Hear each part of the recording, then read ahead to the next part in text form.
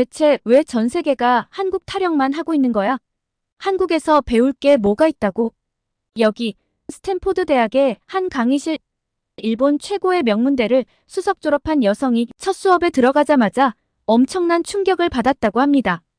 바로 미국인 교수가 언급한 한국 때문이라는데요. 얼마 후 이 여성은 한국행을 결심했다고 합니다. 대체 무슨 일인지 궁금해지는데요. 오늘의 사연 시작합니다. 안녕하세요. 저는 사쿠라 미나미입니다. 도쿄대학교 정보공학과 석사과정을 졸업하고 미국 스탠포드 대학에서 공부를 마쳐갑니다. 제 인생의 새로운 장이 시작되는 지금 이렇게 한국분들께 제 이야기를 나눌 수 있어 기쁩니다.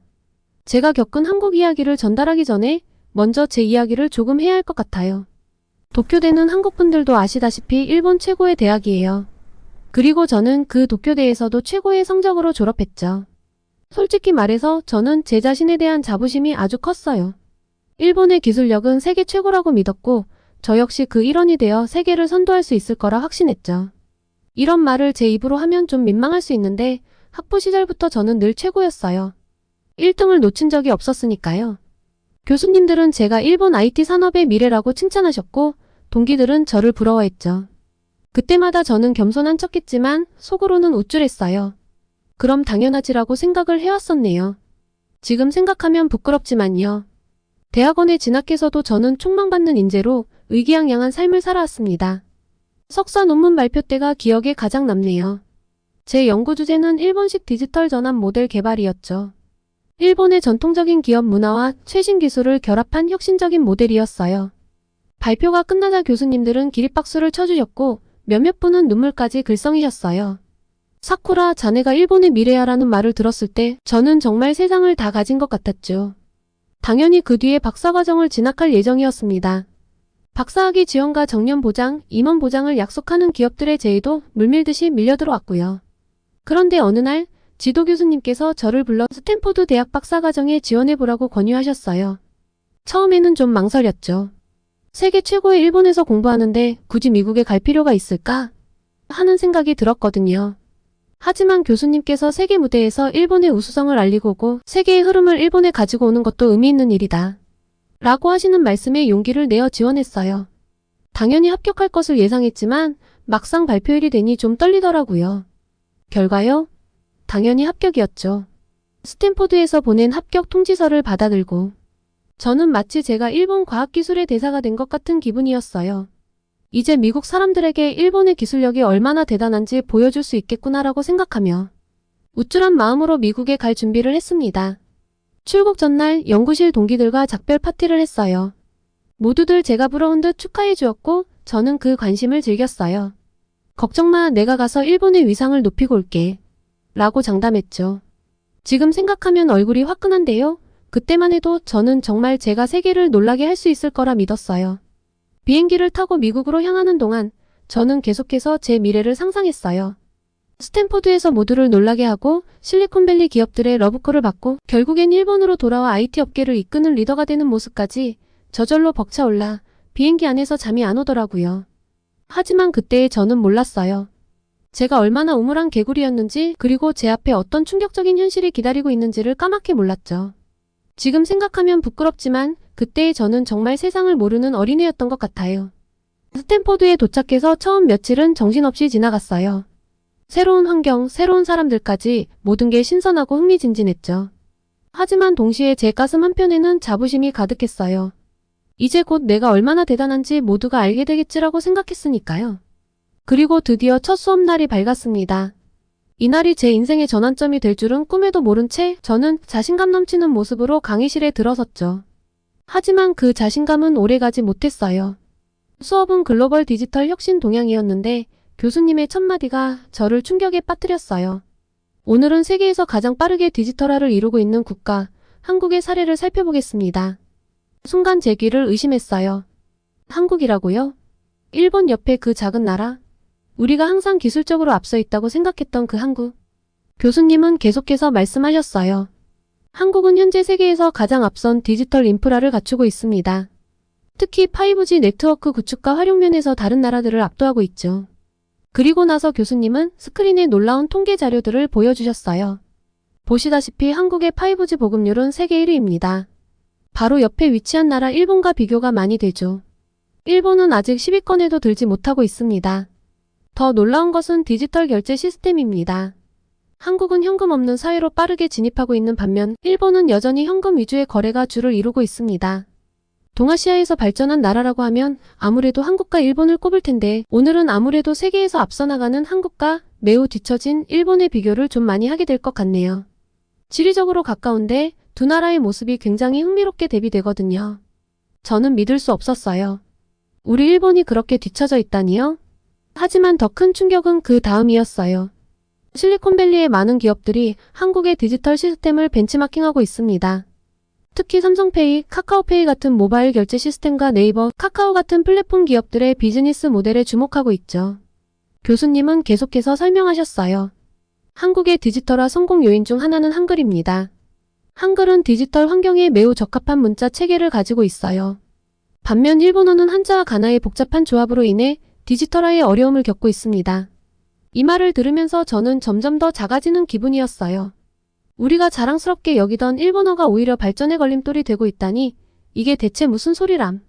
머리가 아파왔습니다. 더 놀라운 것은 행정 시스템의 디지털화입니다.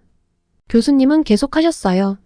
한국은 전자정부 시스템을 통해 거의 모든 행정 서비스를 온라인으로 제공하고 있습니다. 반면 일본은 아직도 많은 행정 절차가 종이 서류와 도장에 의존하고 있죠. 저는 그 자리에서 얼어붙은 것 같았어요. 우리나라가 그렇게 뒤처져 있다고? 디지털화를 그래도 꽤 이뤘는데 그동안 제가 얼마나 좁은 시야로 세상을 보고 있었는지 깨달았죠. 일본은 현재 디지털 식민지가 될 위험에 처해 있습니다. 빠르게 변화하는 세계에 적응하지 못하면 곧 다른 나라들의 기술에 종속될 수 있어요. 특히 이웃 나라인 한국에게 말이죠. 확신했습니다. 저 교수는 친한파구나. 저 교수가 일본을 왜곡된 시선으로 바라보고 있구나. 참을 수 없이 속이 끓어 항의를 하려고 했는데 곧 입을 다물고 말았습니다. 구체적인 통계 자료를 보여줘서 할 말이 없어졌거든요.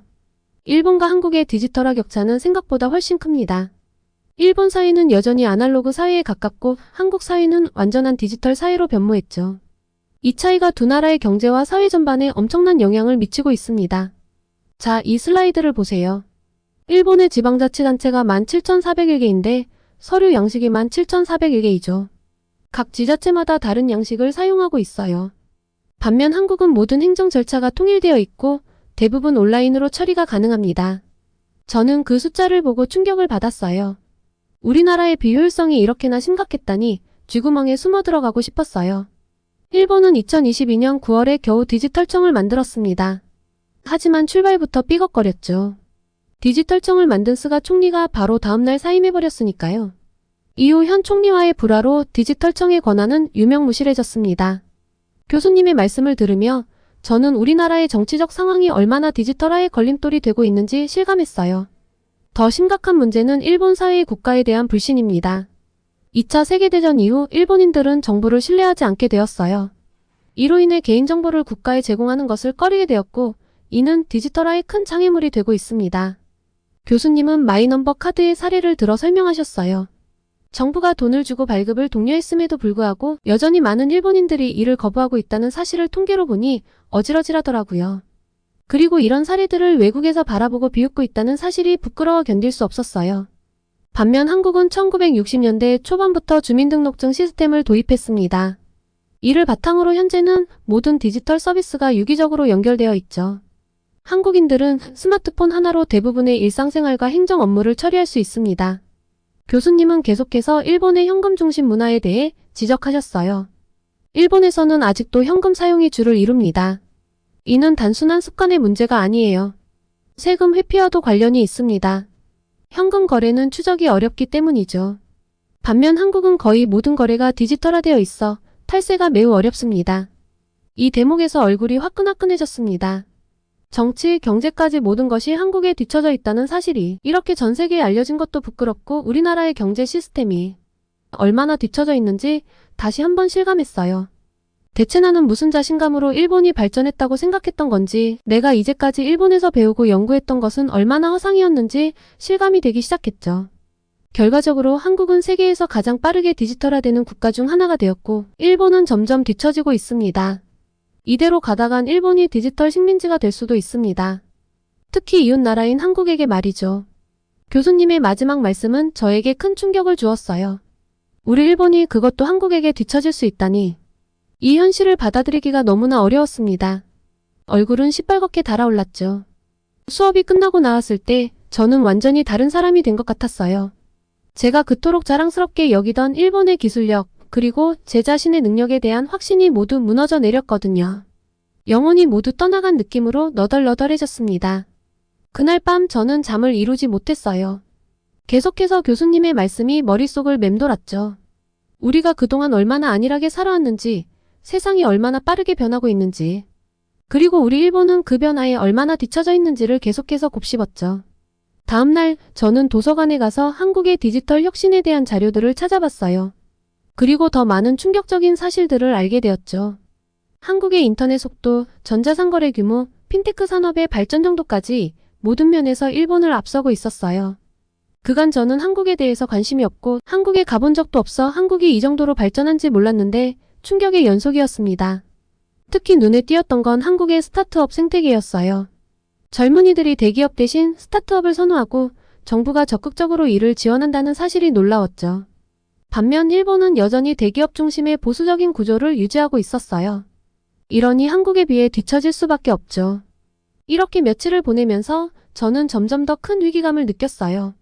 우리 일본은 지금 어디로 가고 있는 걸까? 이대로 가다가는 정말 한국의 디지털 식민지가 되고 말지도 모른다는 생각이 들었죠. 그리고 동시에 제 자신에 대한 회의감도 들었어요.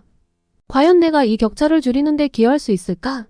아니, 그 전에 나는 이 새로운 디지털 세상에서 살아남을 수 있을까? 이런 생각들로 가득 찬 채 저는 다음 수업을 기다렸어요. 이제는 더 이상 자만하지 않고 배우려는 자세로 임하기로 마음먹었죠. 그리고 언젠가는 이 충격적인 현실을 일본에 알려야겠다고 결심했어요.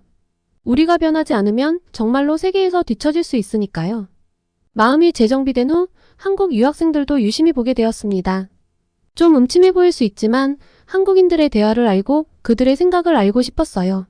한국인들의 대화에 귀를 기울이다 보니 그들의 영어 실력에 놀라지 않을 수 없었어요. 유창하고 자연스러운 영어로 대화를 나누는 모습이 너무나 부러웠죠. 반면 저는 아직도 영어로 의사소통하는 데 어려움을 겪고 있었으니까요. 아무래도 발음이 좀 어려워서 소통을 할 때 트러블이 계속 일어났거든요. 그리고 다음 수업 시간 한국 유학생이 자신의 연구 주제에 대해 이야기하는 것을 우연히 듣게 되었어요. 5G 기술을 활용한 스마트 시티 구축에 관한 내용이었는데 그 수준이 너무나 높아서 저는 입을 다물 수 없었습니다. 제가 고른 연구 주제와 비교하니 너무 구시대적으로 느껴졌죠. 시무룩해서 나와 캠퍼스 내 카페테리아에서 점심을 먹으려는데 놀라운 광경을 목격했습니다. 한국 학생들이 스마트폰으로 간단히 결제하는 모습이었죠.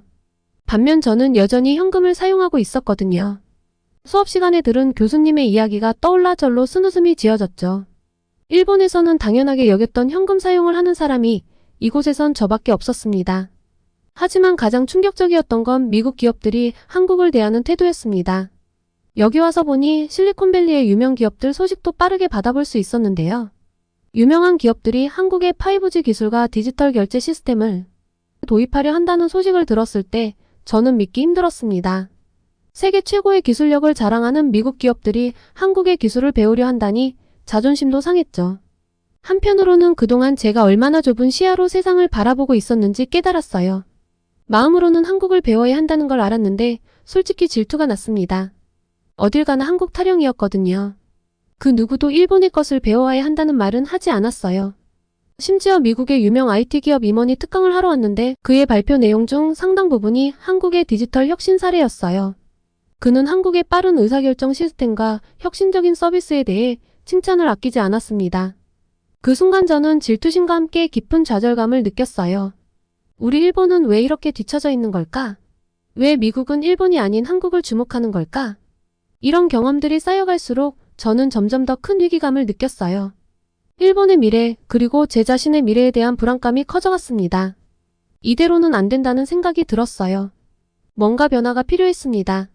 하지만 어디서부터 어떻게 시작해야 할지, 그리고 과연 제가 그 변화에 기여할 수 있을지, 이 모든 것이 불확실했습니다. 그럼에도 불구하고 이 현실을 직시하고 받아들이는 것이 첫걸음이라는 걸 알았어요. 더 이상 우물 안개구리로 살아서는 안 된다는 걸 깨달았습니다. 이제는 배우고 변화해야 할 때라고 생각했어요. 그리고 그 첫걸음으로 한국의 디지털 혁신에 대해 더 자세히 알아보기로 결심했습니다. 특히 한국과 일본의 시스템을 비교하는 데 많은 시간을 할애했죠. 그 과정에서 느낀 좌절감은 이루 말할 수 없었어요. 제가 우선 공부한 건 한국의 의사결정 시스템이었는데요. 가장 놀란 점은 속도였어요. 정부 정책부터 기업의 전략까지 모든 것이 빠르게 결정되고 실행되는 모습이 인상적이었죠. 반면 일본의 경우 한 정책을 결정하는 데만 몇 년이 걸리는 경우도 있더라고요. 도대체 우리는 왜 이렇게 느릴까? 라는 의문이 계속해서 제 마음을 괴롭혔어요. 답답한 마음으로 교수님과 상담을 하던 중 저는 이런 말씀을 들었어요. 미나미 씨, 일본의 관료주의는 양날의 검이에요. 안정성을 주지만 동시에 혁신을 가로막죠. 이 말씀을 듣고 저는 한동안 아무 말도 할 수 없었어요. 우리가 그토록 자랑스러워하던 시스템이 사실은 우리의 발목을 잡고 있었다는 사실을 인정하기가 너무 힘들었거든요. 언어에 대한 연구도 저를 좌절하게 만들었어요. 한글의 디지털 친화성에 대해 알아갈수록 일본어의 한계가 더욱 뚜렷하게 느껴졌죠.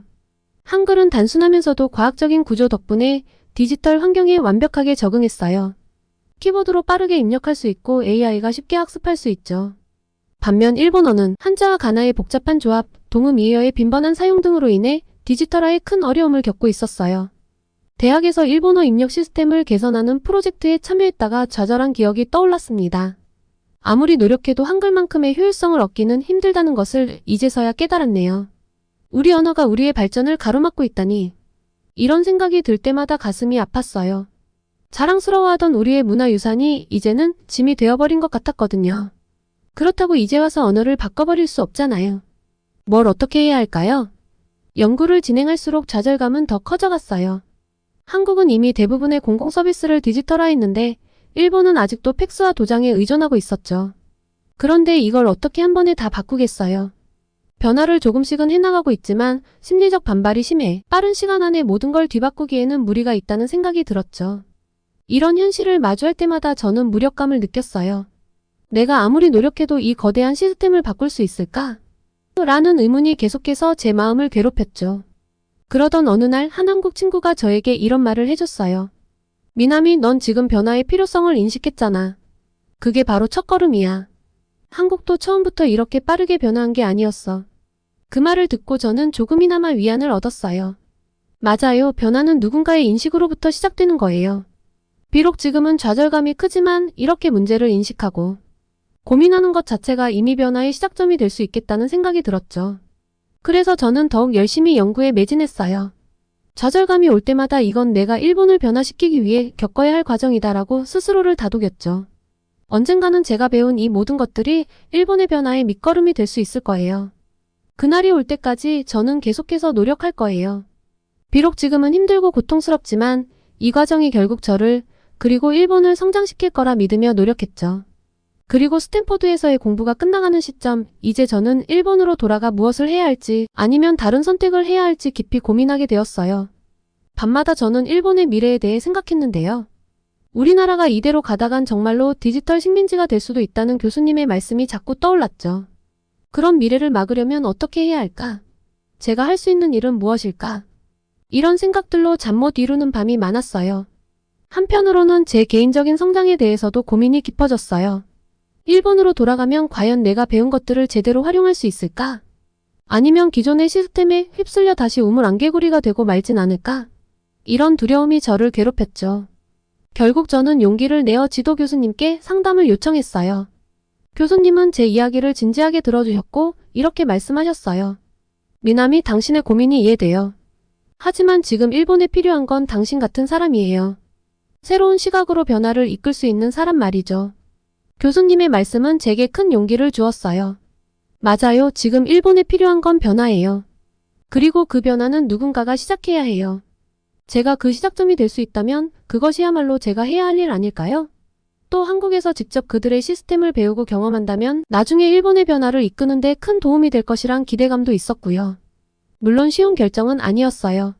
하지만 동시에 가슴 한편에서는 뜨거운 열정이 솟구쳤어요. 새로운 도전에 대한 기대감, 더 배우고 성장할 수 있다는 희망까지, 이런 감정들이 제 마음을 설레게 했죠. 긴 고민 끝에 저는 결심했어요. 일단 한국으로 가서 1년간 유학을 해보기로 한 거죠. 그곳에서 직접 한국의 디지털 시스템을 경험하고 그들의 혁신 문화를 배우기로 했어요. 그리고 그 경험을 바탕으로 일본으로 돌아가 변화를 이끌어내는데 기여하는 활동을 할 예정입니다. 이 결정을 내리고 나니 마음이 한결 가벼워졌어요. 물론 앞으로의 길이 쉽지는 않겠지만 적어도 제가 가야 할 방향은 정해졌으니까요. 이제 저는 새로운 도전을 위해 준비하고 있어요. 한국어 공부도 시작했고 한국의 문화와 역사에 대해서도 공부하고 있죠. 때로는 불안하기도 하지만 그보다는 기대감이 더 커요. 이 선택이 제 인생의 터닝포인트가 될 거라고 믿습니다. 그리고 언젠가는 이 경험이 일본의 미래를 바꾸는데 조금이나마 기여할 수 있기를 간절히 바랍니다. 새로운 여정을 앞둔 지금 저는 다시 한번 다짐해봅니다. 더 이상 우물 안개구리로 살지 않겠다고. 세상의 변화에 두려워하지 않고 적극적으로 배우고 도전할 것이며 그리고 언젠가는 제가 배운 것들로 일본의 변화에 작은 불씨라도 지필 수 있기를 소원해봅니다. 저는 곧 한국에 갈 예정인데요. 한국에서 생활을 하며 또 소식을 전하겠습니다. 모두 건강하세요. 한국인들은 다들 힘을 숨기고 있는 게 분명해. 세계 각국의 사람들을 만나본 이탈리아 스튜어디스가 한국인에 관한 특별한 사연을 보내왔습니다. 위기의 순간, 영웅처럼 등장한 한국인 덕에 위기를 넘기고 한국과도 특별한 인연을 맺게 되었다는데요. 대체 무슨 일일까요? 오늘의 사연 시작합니다. 안녕하세요. 저는 이탈리아의 항공사에서 스튜어디스로 일하는 이사벨라라고 합니다. 저는 경력이 아주 오래되지 않았어요. 중간에 코로나 때문에 취직이 좀 많이 늦어져서 이제 3년차가 되었는데 오늘은 제가 한국인들과 관련된 특별한 제 경험과 인연을 소개해보려고 합니다. 사실 아직도 비행을 할 때면 긴장을 하는 편이긴 한데요. 신입 시기에는 정말 긴장해 있었어요. 원래 좀 담대한 성격인데 선배 승무원분들이 들려준 여러 이야기 때문에 더 긴장을 했었던 것 같네요. 선배 승무원분들은 이탈리아 항공사뿐만 아니라 전 세계 항공사의 전설처럼 전해져 내려오는 여러 이야기를 들려주셨는데요. 들으면 들을수록 동양인에 대한 편견이 강해졌습니다. 이륙 전 비행기에 동전을 엔진에 던진 중국인 이야기라든가 기내에서 잠시 기다려달라는 지시를 지키지 않고 난동을 피운 중국인, 술에 취해서 한국이 싫다고 공항에서 난동을 피운 일본인 등등 한두 가지가 아니었거든요. 선배들이 일부러 긴장하라고 굵직한 사건들만 이야기하고 좀 과장하는 거겠지 싶었지만 들으면 들을수록 긴장하게 되는 건 어쩔 수 없더라고요. 그래서 신입 시절 일본으로의 비행에서 동양인 얼굴을 보고 진짜 소스라치게 놀랐습니다. 아, 내가 말로만 들었던 그 진상 중국인인가? 아니면 일본행 비행기인이 은근한 진상이라는 일본인 진상인가? 했었죠. 얼굴을 봐선 그럴 것 같지 않은데 하기사 사람은 얼굴 보고 판단할 수 없지 등등 혼자 온갖 생각을 머릿속으로 굴려가며 계속 신경을 쓰고 있었습니다. 그런데 좀 이상하더라고요. 그 승객은 비행기를 탈 때부터 좀 다른 승객들과 차별화가 된 모습이었어요. 제가 들었던 중국인들의 모습처럼 이륙 시 마음대로 좌석을 이동하려는 모습이 없었고 뭔가 요청하는 것도 굉장히 젠틀했고요. 비행을 하는 동안 타인에게 피해를 주는 행동은 전혀 하지 않았습니다. 그리고 기내식 서빙 때에도 알아서 테이블을 펼쳐놓고 다 먹고서도 깔끔하게 뚜껑을 닫아 정리를 해두더라고요. 제가 정리해도 되는 일이고 승객분들이 반드시 해주셔야 하는 일은 아니지만 아직 일이 손에 익지 않아 매 순간이 떨렸던 제게는 정말 고마운 일이었어요. 그리고 머릿속에 계속 의문이 쌓이더라고요. 들었던 거랑 다른데 선배들이 나를 놀렸구나 싶어서 선배들에게 물어봤죠. 선배님, 저 사람은 일반적인 중국인이나 일본인이 아닌가 봐요. 진상도 아니고 굉장히 매너 있어요. 그리고 냄새도 안 나는데요? 그랬더니 선배들이 엄청 웃더라고요. 저 사람은 중국인도 일본인도 아니야, 이사벨라. 한국인이야. 딱 봐도 구분이 가지 않아? 그런가? 사실 전 스튜어디스로 일하기 전까지는 동양권 사람들의 얼굴 구분을 잘하지 못했어요. 좀 비슷한 느낌이라고 생각했거든요. 그런데 선배들이 그러는 거예요. 한국 사람들 구별하는 방법은 아주 쉽다고요. 냄새가 나지 않고 깔끔하며 옷을 잘 입고 목소리가 아주 높지 않으며 행동이 굉장히 빠릿빠릿하다고 하더군요. 같은 말을 두 번 할 필요가 없게 해서 항공사 직원들이 가장 선호하는 나라가 한국인데 무엇보다 굉장히 젠틀하고 동양인들 중 외모가 출중하고 신체 조건이 좋다고 했습니다. 그러고 보니 아까 기내식 서빙을 할 때도 그렇고 제가 뭘 할지 이미 다 알고 있는 사람 같았어요. 꽤 잘생기기도 했었고요. 어쩐지 좀 다르더라. 내 첫 장거리 비행은 꽤 운이 좋군. 한국인과 함께하다니. 그런데 예상치도 못한 사건이 터졌습니다. 그것도 그 젠틀한 한국인 승객과 관련해서요. 두 번째 기내식 서빙을 마치고 곧 불도 끌 때가 다가와 이제 좀 긴장이 풀릴 시점이었어요. 그런데 그 조용하고 젠틀했던 한국인이 급하게 도움을 요청하는 거예요. 세상에 깜짝 놀랐습니다. 얼굴이 보라색인 거 있죠? 뭔가 큰일이 났다 싶어 물어보니 본인이 체한 것 같다고 하더라고요. 체했는데 어떻게 얼굴이 이렇게 되지? 싶어서 의료인을 찾아야 하지 않을까요? 했더니 기내 방송을 해서 의료인을 찾을 수준은 아니고 체했으니 약을 가져다 달라고 하는 거예요. 다들 이제 잘 시간인데 너무 민폐라고요. 와, 얼굴색이 이렇게 될 정도로 지금 상태가 안 좋은데도 남들을 배려하는구나. 확실히 한국인은 다르네 하는 생각을 하며 서둘러 약을 챙겨서 가져다 드렸는데요. 문제는 약을 먹어도 좋아지지 않는 거예요. 큰일 났다 싶었습니다. 선배들이 구급함을 들고 다 같이 달려왔는데 도무지 이 한국 남자의 체한 기운은 가라앉지 않더라고요. 심한 편두통과 호흡곤란을 호소하며 얼굴이 점점 더 보라색으로 변하는 걸 보다 못해 저희는 의료 종사자를 찾는 기내 방송을 했습니다. 다행히 이탈리아 간호사가 손을 들어줬어요. 이제 진짜 해결되는구나 했는데 의료 종사자가 나서도 해결이 되지 않더군요. 미치고 팔짝 뛸 노릇이었습니다. 그 와중에 이 착한 한국 남성은 자기도 이 체한 것이 왜 해결이 안 되는지 모르겠다며 미안하다는 말을 반복하고 있었고요. 첫 비행이 순탄하네 어쩌네 입방정을 떨었던 내 탓인가 하며 뒤에서 곤란해하고 있는데 어떤 동양인 할머니께서 제 등을 두드리셨습니다. 옆에 있던 따님이 영어로 대신 물어봐 주시더라고요.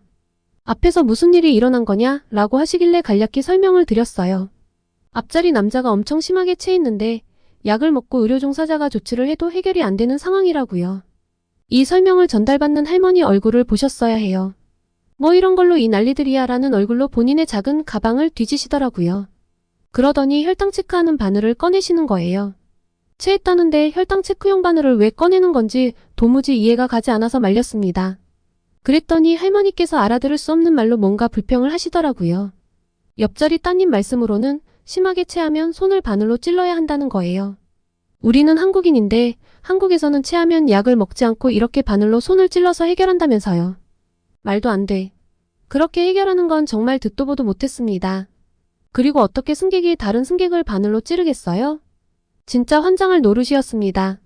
앞에서는 남자가 괴로워하고 뒤에서는 바늘로 사람을 찌르겠다고 하고 제가 강하게 제지하니 할머니께서는 바늘을 넣으셨고 다시 앉으셨는데요. 남자의 고통스러운 소리가 점점 심해지더라고요. 고민 끝에 선배들에게 말을 했습니다.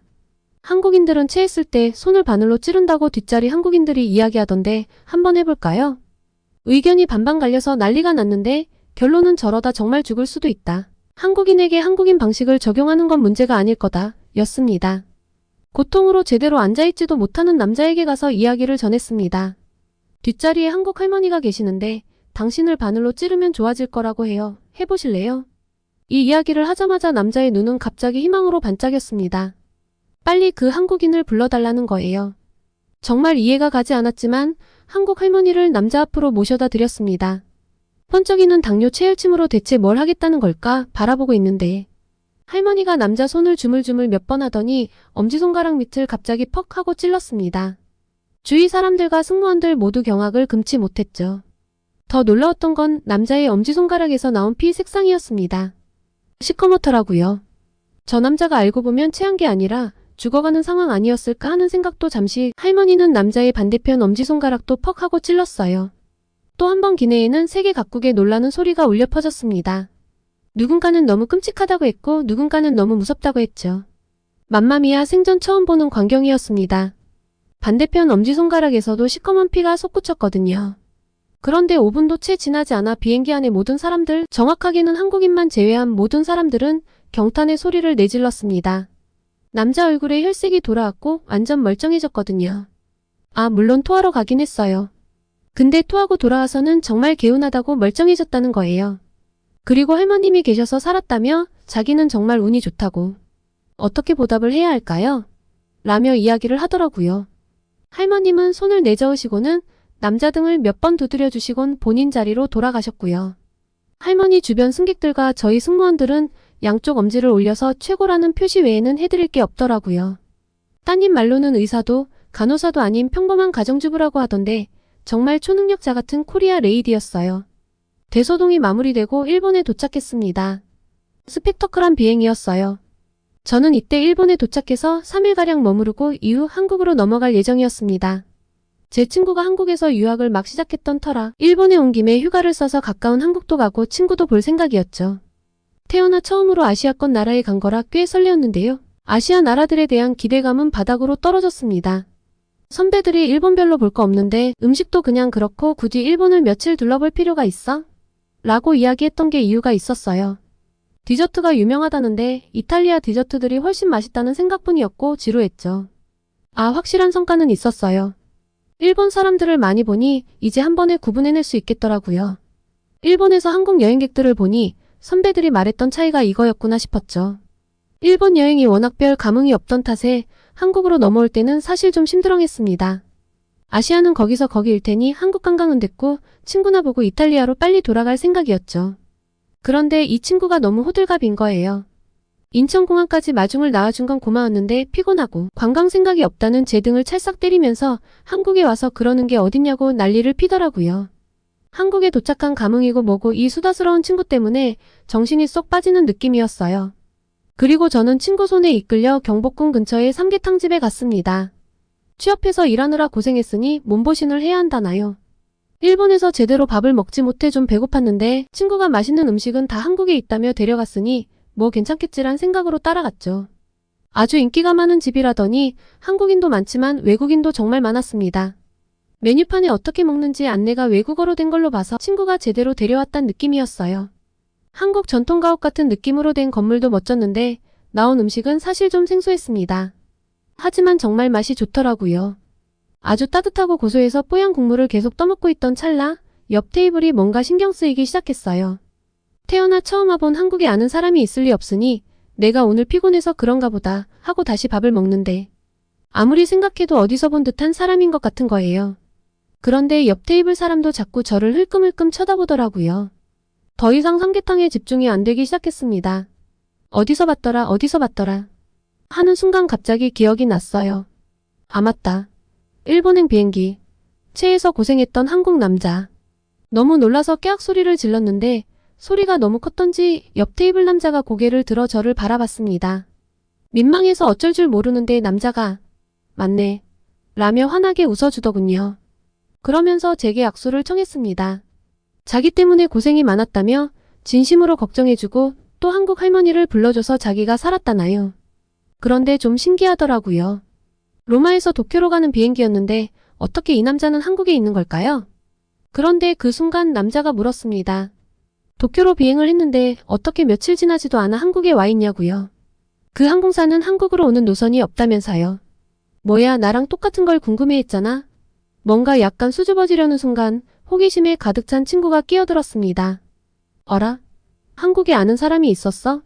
누구세요? 전 이사벨라 친구예요.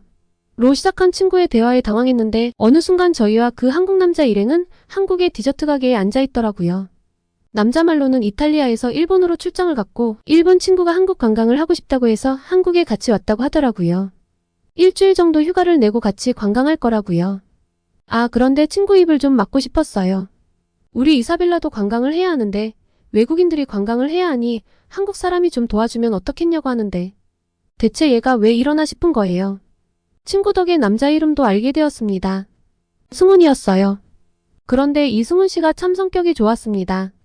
제 친구가 너무 주책을 떨어서 얘 뭐야 할 법도 한데 그걸 다 받아주더라고요. 그리고 어느 순간 연락처를 교환하고 진짜 관광도 같이 하기로 했죠. 머리가 지끈거리는 느낌이었습니다. 나오면서 친구에게 너 이게 지금 뭐 하는 거야? 저 남자가 유부남이거나 애인이 있으면 어쩌려고 했더니 절 비웃더라고요.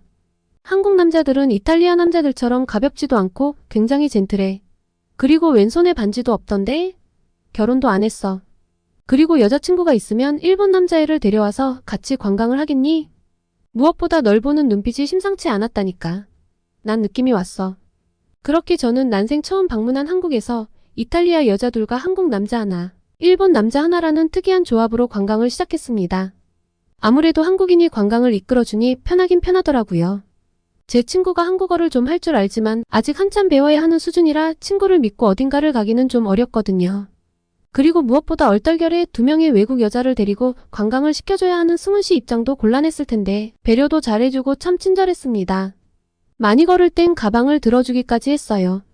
처음엔 당황스러웠는데 승훈 씨의 매너에 적응해버린 제가 당황스러울 정도였죠. 그리고 많은 대화를 통해 조금씩 알아갈수록 참 괜찮다는 생각이 들더라고요. 이탈리아 남자들이 로맨틱하다고 알려져 있지만 사실 좀 많이 가볍거든요. 그런데 승훈 씨는 참 진중한 편이었어요. 이탈리아 유학을 와서 이탈리아 회사에 다니고 있어 이탈리아어도 수준급으로 잘해서 소통하기도 어렵지 않았고요.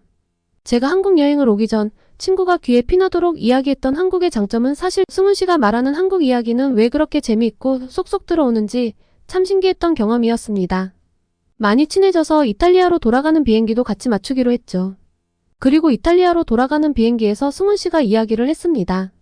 저와 진지한 관계가 되었으면 한다고요. 결말이요? 다들 예상하시듯 진지하다 못해 아주 깊은 관계로 잘 만나고 있답니다. 승훈 씨를 통해 한국과 한국인을 알아가면 알아갈수록 그때 호들갑을 떨며 함께 관광을 하게 해준 친구에게 참 고마워요. 친구 말대로 한국 남자는 이탈리아 남자들에 비해서 아주 젠틀하고 진중했습니다. 매너도 아주 좋고요. 좀 특이한 면은 있었습니다. 지금은 적응을 했는데요. 화장실을 정말 자주 가더라고요. 이탈리아 사람들 같지 않아서 좀 생소했어요. 정말 관리가 철저하구나 하고 느꼈는데요. 아침에도 샤워를 하고 나가고 저녁에도 샤워를 하는데 좀 더운 날이면 중간에도 샤워를 하더라니까요. 그렇게 자주 씻어서 냄새가 안 나는 걸까요? 그런데 밖에서 돌아다니다가 땀을 흘려도 나쁜 치치가 전혀 없더군요. 데오드란트를 쓰지 않는데도 몸에서 향긋한 냄새가 나다니 정말 부러워요. 승훈 씨를 만나다가 다른 유럽 사람들을 만나면 가끔 그 채취가 느껴져서 저도 모르게 이마를 찌푸리게 되곤 합니다. 그리고 밥도 좀 많이 먹어요. 신기한 건 그렇게 먹는데 살이 잘 안 찌더라고요. 빵이나 파스타는 먹은 것 같지 않다고 한국식 밥을 잘 요리해서 먹는데 저도 이제 꽤 입맛을 들였습니다. 먹는 양을 보면 그때 많이 먹어서 체했던 것 같은데 승훈 씨 말로는 갑갑한 기내에서 기내식이 계속 빵, 파스타 같은 것들만 나오니 소화가 제대로 안 됐다고 하더라고요. 생각해보면 참 신기해요. 승훈 씨가 심하게 체했던 탓에 초능력자 같은 한국 할머니를 승훈 씨 앞으로 데리고 가 제 얼굴을 제대로 기억할 수 있었고 도착지였던 도쿄도 아닌 서울의 삼계탕집에서 만난 승훈 씨까지 꼭 드라마 같지 않나요? 이렇게 좋은 사람을 만나게 된 것에 매사 감사한 요즘입니다. 얼마 전 프로포즈를 받아서 조만간 한국으로 승훈 씨 부모님을 다시 뵈러 갈 예정인데요. 사실 제 첫 한국 관광은 승훈 씨에 대한 기억만 있어서 이번에 가면 한국의 명소를 제대로 둘러볼 예정입니다. 한국 관광을 하면서 또 재미있었던 이야기가 있으면 전하겠습니다. 맞다. 정작 제 친구는 한국 남자를 만나고 싶은데 남자친구를 아직 못 만났다고 울상인데 구독자분들 중 좋은 한국 남자가 있으면 소개해 주실 수 있을까요? 한국어도 이제 곧잘하고 좀 정신없고 수다스러워서 그렇지 애가 착하긴 착하거든요. 좋은 사람 있다면 꼭 추천 부탁드려요. 오늘은 일본이 한국의 디지털 식민지가 될 수도 있다는 것에 쇼크받은 도쿄대 출신 엘리트의 이야기, 그리고 한국인들의 특별함에 반해버린 이탈리아 스튜어디스의 이야기를 전해드렸습니다. 오늘의 사연이 마음에 드셨다면 구독과 좋아요를 눌러주세요. 여러분의 구독과 좋아요는 계속해서 좋은 사연을 소개할 수 있는 힘이 됩니다. 이상 감동저장소였습니다.